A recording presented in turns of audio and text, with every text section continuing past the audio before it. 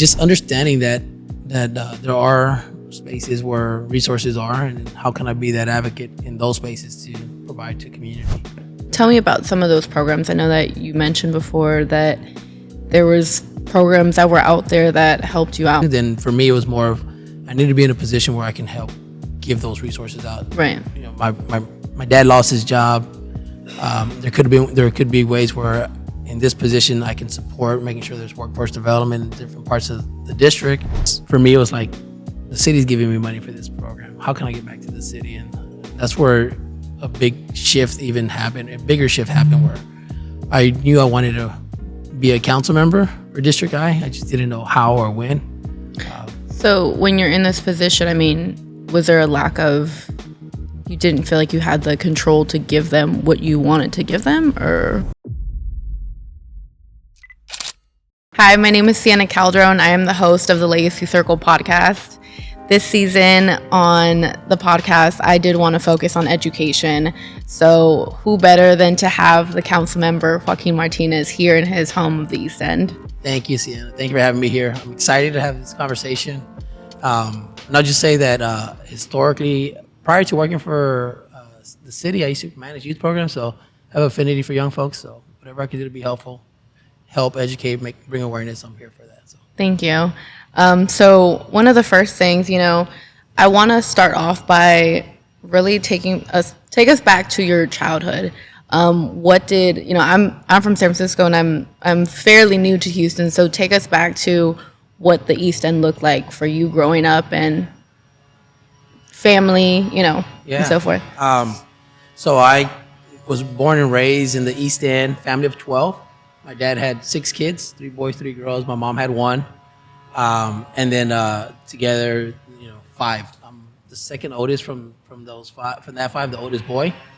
And so what's happened throughout that experience was that I became a bridge, in my family. My older brothers and sisters, I was born and raised with them, and my younger brothers and sisters, as my older brothers and sisters were leaving, I was there with them, and so I felt like a little big brother throughout my time. And so growing up in the East End, there's a sense of responsibility in a family of 12. Yeah. But it also provided me some leadership skills that I now utilize. How do you build relationships at this moment? The East End was it always feels like home. It's walkable. We always walked around, but when you walk, you actually see a lot of the things that are challenging. Whether it's no sidewalks, whether it's high grass at a park. There's challenges, of course, growing up in a family of 12. At one point, it was 9 of us in a 1-bedroom apartment. So, structurally as a family, there are some social challenges. And then you step out into the neighborhood, and then mid-90s, there's gang was very prevalent in the East End as well. So you had to deal with those outside of the house social issues. Yeah. And so for me, growing up, it was important, and I didn't know it, but I was already leaning into some adult role models, whether it was my baseball coaches, whether it was I was an altar boy at church, the priest, the congregation, then at school. Very fortunate that teachers kind of also pushed me into leadership roles as well. Did you have any teachers that were Latino? Or? Latino teachers. So back then, I feel like all my teachers were definitely older, non-Latinos for sure. There was one though that stands out. He wasn't my teacher, but he was my basketball coach in middle school. Okay. His name was Johnny Soto. He's probably this year, I think it's going to be 9 years he's passed. But my basketball coach in middle school really laid a foundation for me to kind of be where I'm at now. He used to be the chief of staff, believe it or not, for the district I council member back in the late 90s. Oh, wow. And so I graduated in 98. And when I graduated in 98, my dad was like, you're going to have to do something, work or do, I don't care, but you don't have to get paid, but as long as you're doing something before you go to school. Yeah. Ran into Johnny, and he said, hey, I got an opening. You could be an intern at the council member's office. And I didn't know. This was my first job. And so very pivotal into really understanding government, right? And then also public service as well. So Johnny stands out a lot.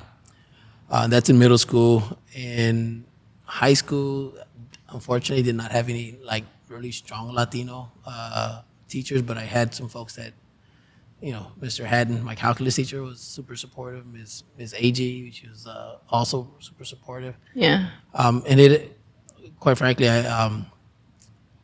not having Latinos in that role was sometimes, you didn't know where you belong, right? But some of the teachers lived in the neighborhood, and I saw them in the neighborhood, and so that did feel good though. What was the family aspect? 'Cause I know that you told me that your mom was involved in school, so she was active, and you saw her. How did that type of support from your family help you out? You always had eyes on you, right? Yeah. Elementary, she was part of the PTA.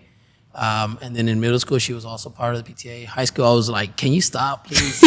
Like, I thank you, love you, Mom, but I'm already 14, 15 years old. And it was cool when I was little. When I was little, it's funny.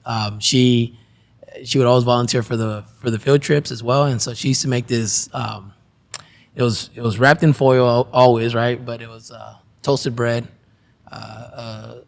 fried, like a fried ham and an egg and a cheese. And she would make like a dozen of these. So everybody wanted to be in my group, right? Like, oh, I want to be with Miss Martinez. And I felt cool. It was something very simple, something that, I don't know, who brings a lunch bag, right? Like a Kroger bag and a foil wrap sandwich, to work.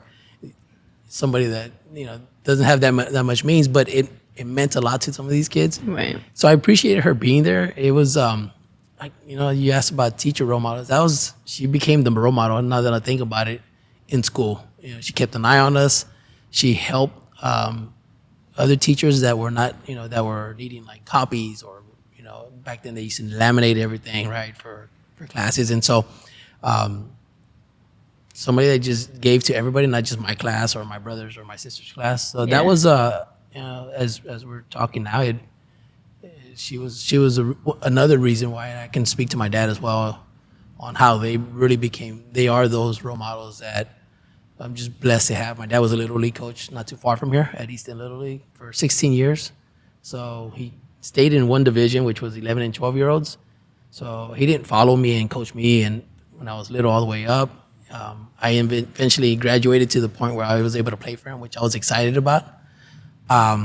But he coached hundreds of kids for over the 16-year period, or a little bit over 16 years. And again, seeing him being a role model for serving others, not just his kids, that, quite frankly, we needed all the support that we needed within our own household, whether it was, food.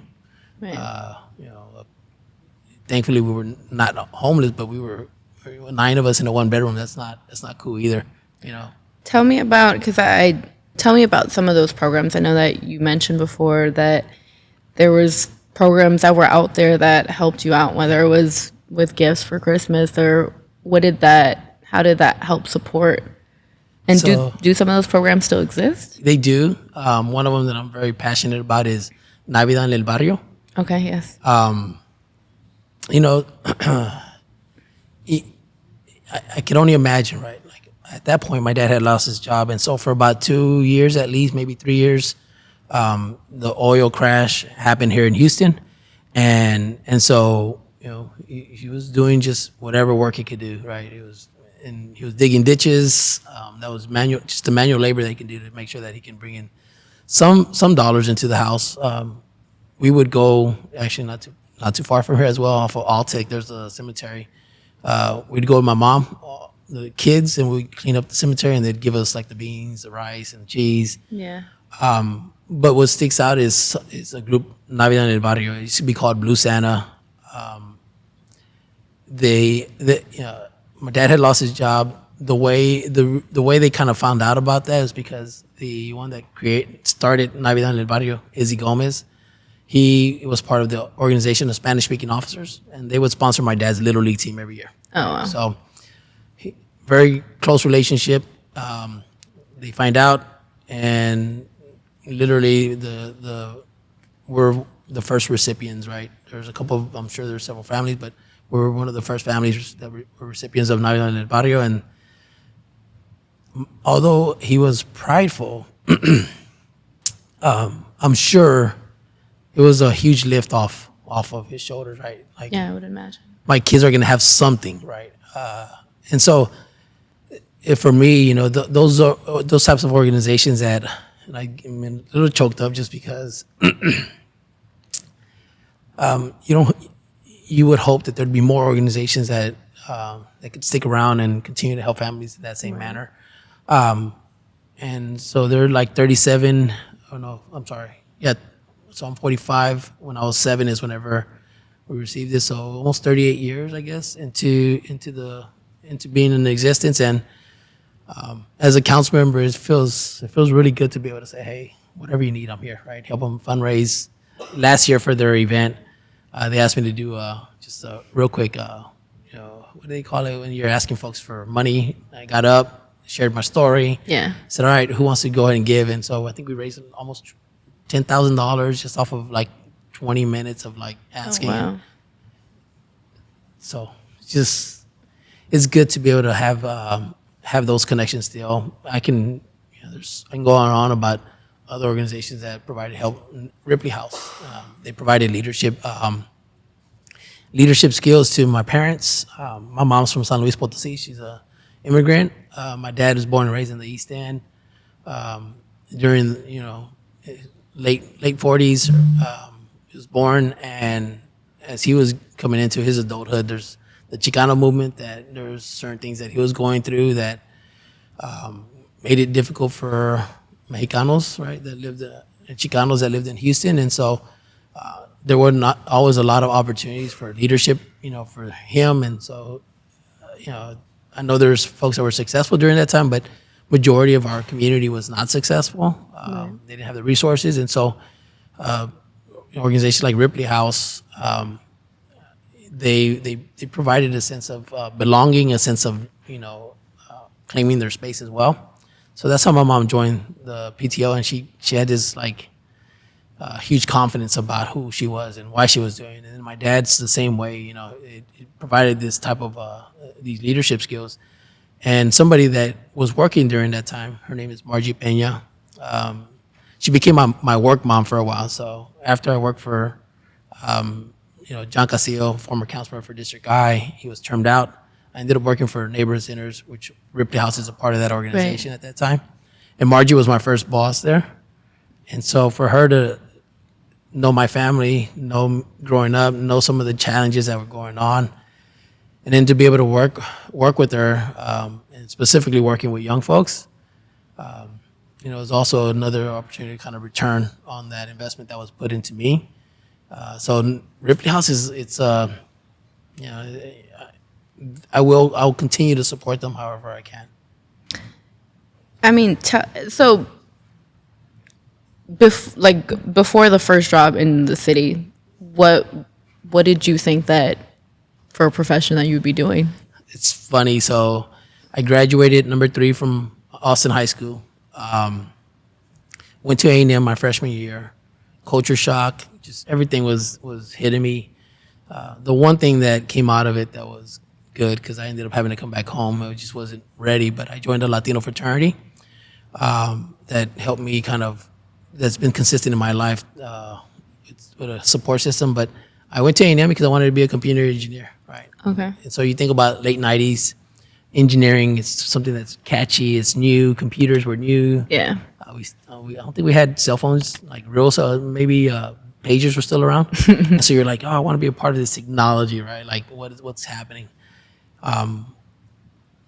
The experience at A&M, plus shifting over back to Houston and being back in my neighborhood, going to U of H, and seeing that from working at the city for those first, I ended up working for the city those 3 years, while I was at A&M my first year, and then at U of H the following, shifted me more into, okay, what can I do, right? What can I do that's more hands-on in the community? Yeah.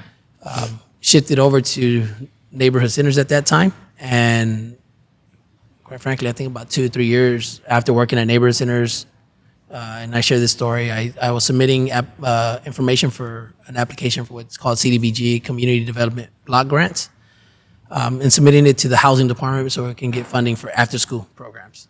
Okay. And so the housing department, which is a department for the city of Houston, I started connecting the dots, and I'm like, I'm requesting for money from the city to have these after-school programs that I think are super important.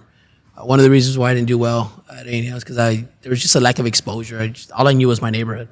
Really never traveled outside of 45, on the other side of 45 or 610. It was just the East End. That was just what I had. That was my experience. And so, working with youth and trying to make sure that they're exposed, and now, finding a passion for exposing them to different things, making them aware of things that I didn't know. My thought process was, I'm supposed to be this successful person, number 3 in my class, and so on. I was a class president. I was on baseball team, football team. I was everything that you're supposed, that to be involved in high school. Right. And I still didn't do well. I failed, right?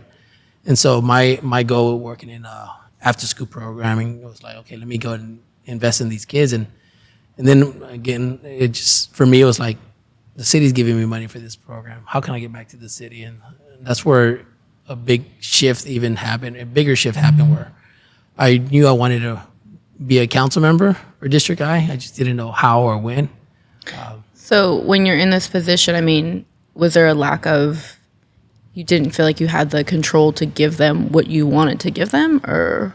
So I realized that that there's resources outside of just whatever I can do. Every Right. nonprofit struggles, right? It's half the battle, more than half the battle, is raising the funds to be able to do the programs that you need to do, and realizing that, knowing that there's resources outside, that you can have access to. Then for me, it was more of, I need to be in a position where I can help give those resources out. Right. My dad lost his job. There could be ways where in this position I can support making sure there's workforce development in different parts of the district, making sure that certain nonprofits are seeing support as well, like I had mentioned, whether it is Navidad en el Barrio, whether it is neighborhood centers. I was on the board for Tejano Center for about 5 years, and understanding the work that they've done. I was a recipient of a scholarship to go to Chicago to be a part of La Raza Unida conference. Oh, wow. When I was 17. And so again, they invested in me to go. That was the first time I ever was on the plane. What is the event? So the event, La Raza Unida conference, it's the organization, and it's not as active as it was prior to, but it was an organization that essentially provided leadership training. It was a conference where Latinos from around the country showed up, and so I got to get exposed to just different spaces, different leaders, and at that point it was at the Tejano Center. They were providing scholarships for high school students to get exposed to these kinds of opportunities. And Yeah.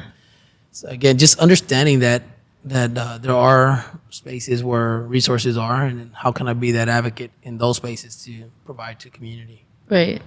So one of the big questions, and I feel like we've kind of been touching this to some degree, of just that it's not just, specifically when it comes to kids, it's not just the fund the schools, right? It's more so of the community behind it. So if the school is the nucleus of the community, how are you restructuring specifically the East End to be that community, so that kids want to stay here and aren't going 30 minutes to go to a different school? Like, what is the restructuring of that? So it's a tricky space to be in. The city of Houston does not, there's a governing body for HIZ, which is the majority of the schools that are in District I.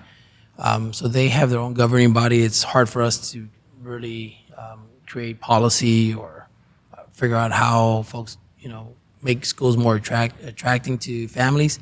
But one thing I do know is that when the schools are gone, the neighborhood pretty much dies. Right. One specific example that's in District I, in Clinton Park neighborhood of District I, they had an elementary. The elementary was closed maybe about 12 years ago.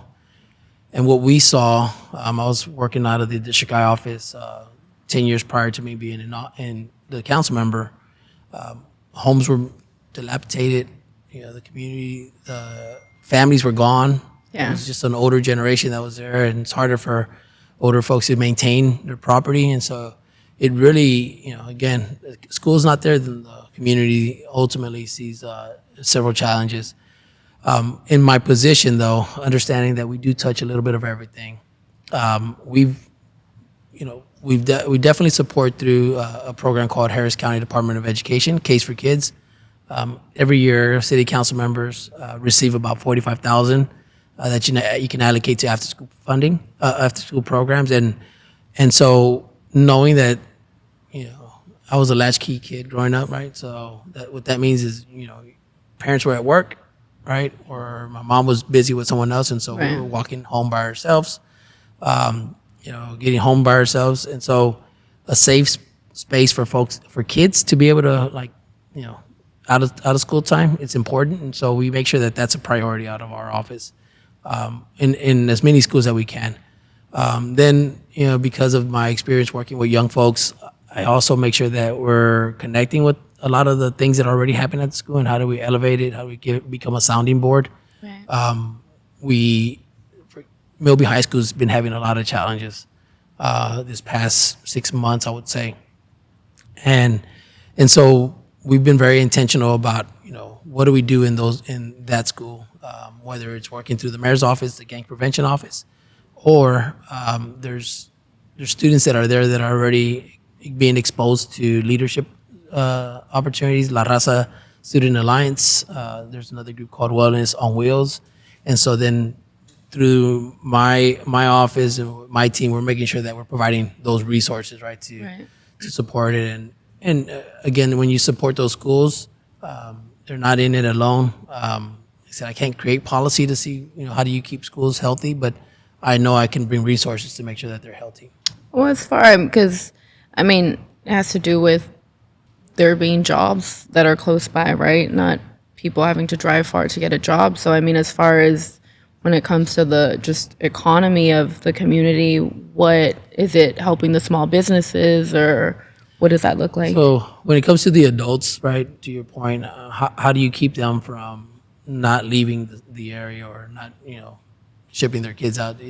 I agree, right? A really healthy community. You have folks that are employed.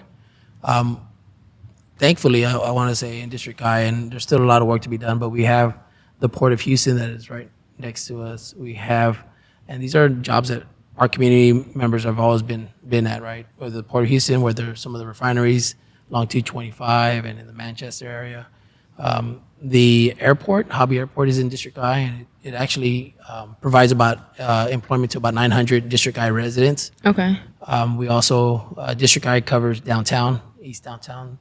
And so there's some of those service industry jobs that need to be done, but taking advantage of. But then also we think about what other types of jobs do kids need, and so or even family members, right? So downtown provides a good space for some folks, and I have some of my fraternity brothers work for oil and gas in downtown. So you want to make sure that there's a healthy workforce. But again, in the times that we're in right now, there's conversations about what does upskilling mean, Right.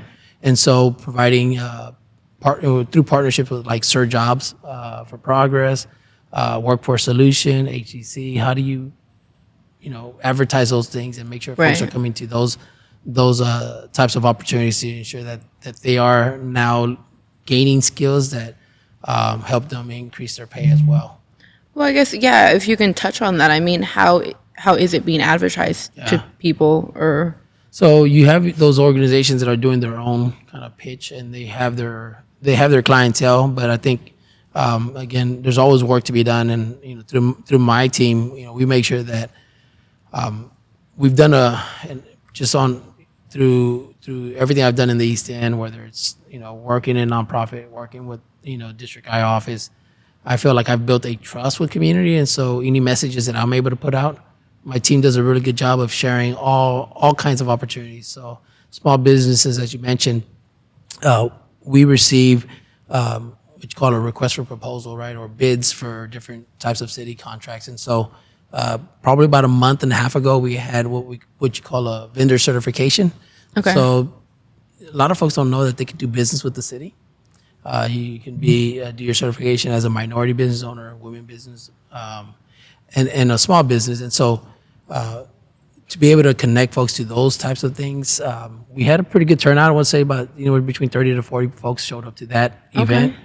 And so whenever we receive these different bids that are getting put out, and it could be working with the airport, concrete, it could be laying tile, whatever, right? And you have small businesses that are there's actually glad that you mentioned that, because I've heard of stuff like that too. And even someone mentioned, I was in a meeting this was a couple months ago, but there was like they're looking for even like people that florists, like just random things that you wouldn't think of, but again, like some people maybe are just not aware of what opportunities exist. Honestly, that's usually the case.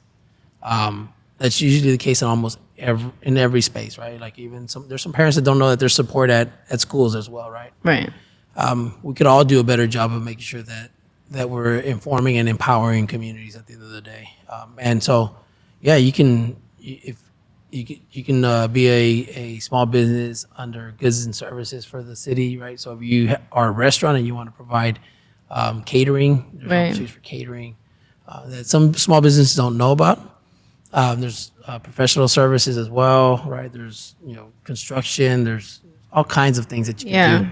And so when you start kind of as soon as you start sharing that, the first thing that we usually get is like, oh, we didn't know. Okay, well, good. Now you know. Right. Now what's the next step? And a lot of that is really participating in the application process, making sure that we can be supportive, because sometimes there's a backlog on being certified. But then once you're certified as a vendor, what's the next step, right? And it's identifying opportunities. And so being able to share that kind of opportunity is important. Not everybody knows that when these bids come out. And so we try to do our best to make sure that as soon as we get something, we share it on LinkedIn, right? We share it on social media platforms. And we've actually have gotten got a mosquito bite. Sorry, that was bothering me. I was trying to hold off, but I couldn't. So there's opportunities for us to be able to share this information, and we've gotten some feedback. Thank you for sharing that. Right, we didn't know that was happening, and so you build a strong community and making sure folks have money. Right, you have money, then you have a roof over your head. You're able to feed your kids. They're healthy. Right, they have health care to whatever extent that however they have it. Right.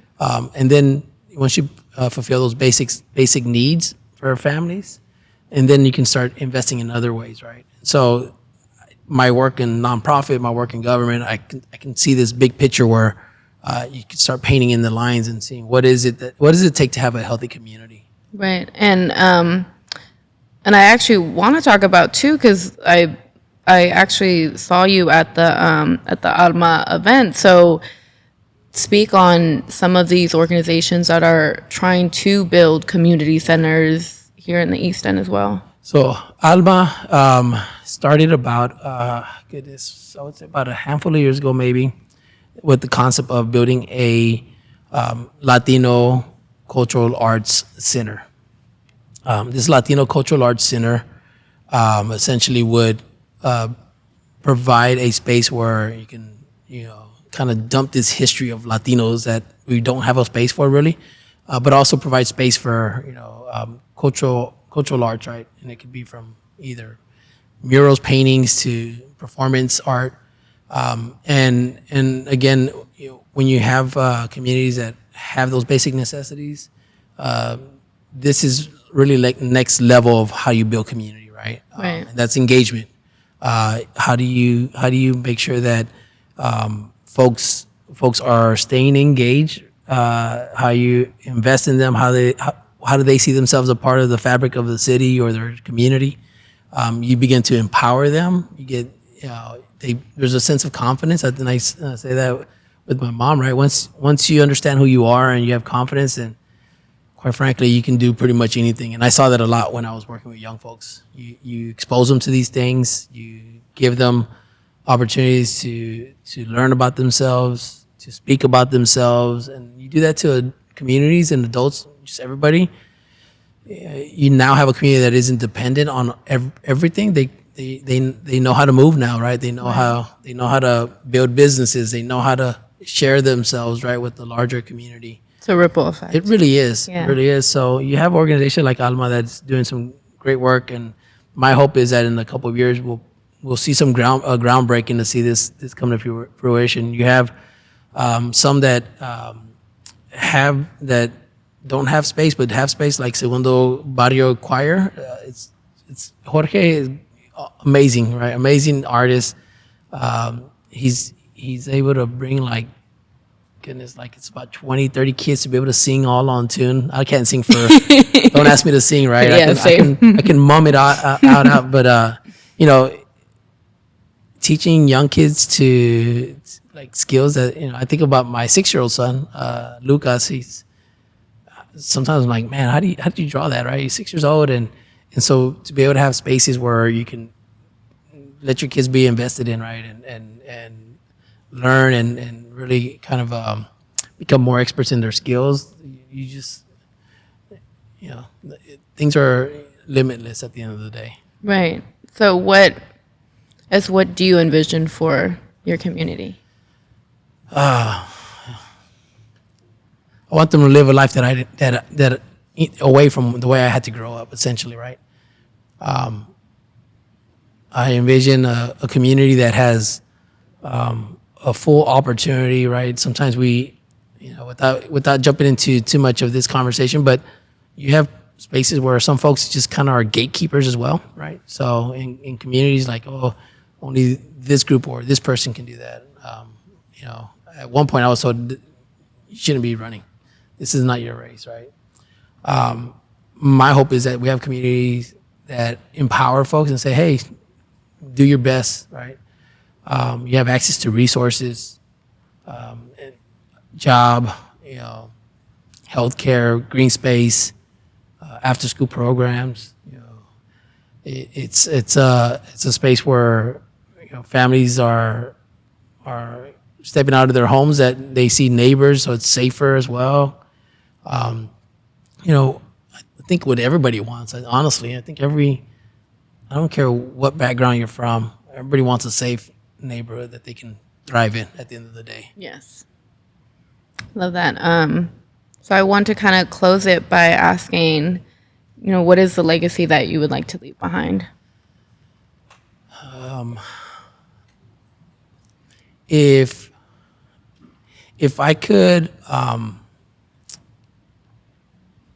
if I can teach people how to fish, right? That means that they know they have access to, they can do it on their own.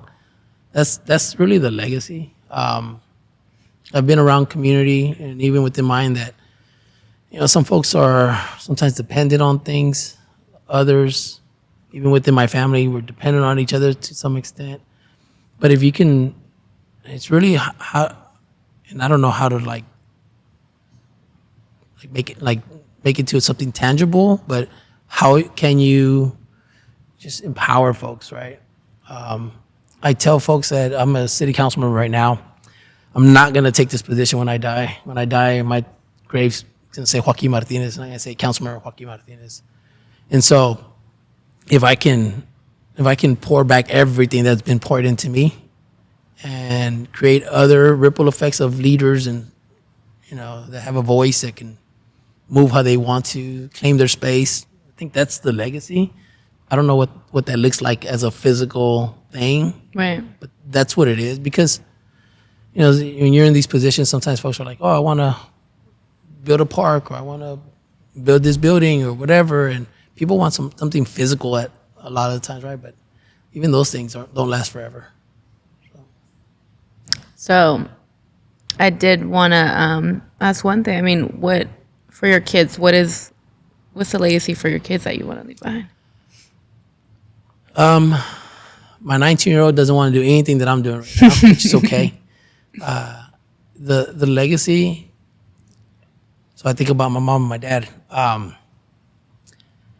If they could, at my age, say that my dad gave me everything that he could and still was able to give others,